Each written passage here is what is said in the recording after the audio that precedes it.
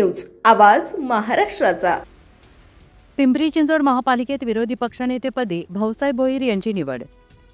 पिंपरी चिंचवड महानगरपालिकेच्या राजकारणात आज महत्त्वाचा निर्णय जाहीर झाला आहे।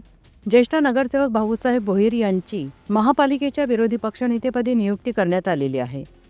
राष्ट्रवादी काँग्रेस पार्टी अजित पवार गटकडून हा निर्णय घेण्यात आला असून अनुभव आणि वरिष्ठतेला प्राधान्य देत भोईर यांच्यावर ही जबाबदारी सोपवण्यात आली आहे। महापालिका निवडणुकीच्या काळात स्वतः उपमुख्यमंत्री अजितदादा पवार यांनी लक्ष घालून भाजपाच्या कथित भ्रष्टाचाराविरोधात आक्रमक भूमिका घेतली होती।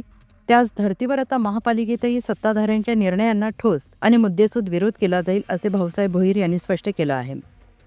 विकासाला आमचा विरोध नाही, मात्र चुकीच्या कामांना माफी नाही या ठाम भूमिकेवर राहून नागरिकांच्या हिताविरोधात जाणाऱ्या प्रत्येक निर्णयाला विरोध केला जाईल असा इशारा त्यांनी दिला आहे।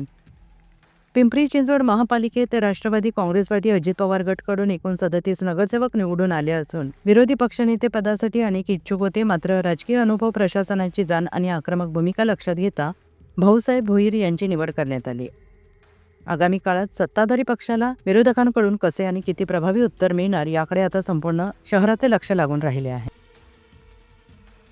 काय सांगाल? खरं तर विरोधी पक्षनेतेपदी निवड झालेली आहे, मात्र एका कठीण प्रसंगी ही निवड झालेली आहे। कशा पद्धतीनं सामोरे जातात?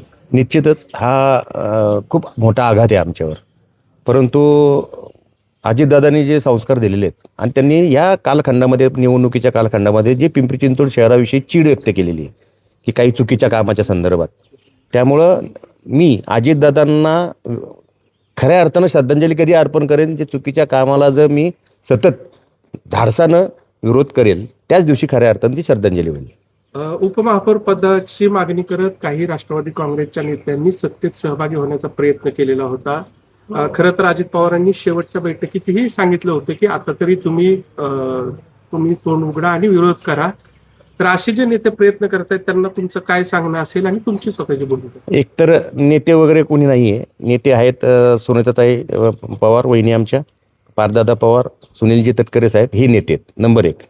त्यामुळे निर्णय हे घेणार आहेत आणि जर आमच्यासारख्या कार्यकर्त्यांच्या मनात असं काय असेल त्या अजितदादांचा तो अपमान आहे, अजितदादांच्या तो विचारांचा तो अपमान आहे। त्यामुळे असं आमच्या कोणाच्याही कार्यकर्त्यांच्या मनात नाही। आम्ही धाडसानं विरोध करणार आणि अजितदादांना श्रद्धांजली अर्पण करणार। पुणे तसेच पिंपरी चिंचवड आणि महाराष्ट्रातील महत्त्वाच्या आणि ताज्या बातम्या पाहण्यासाठी महाराष्ट्र 18 न्यूज चॅनलला यूट्यूबवर सबस्क्राईब करा आणि बेल आयकॉन प्रेस करा।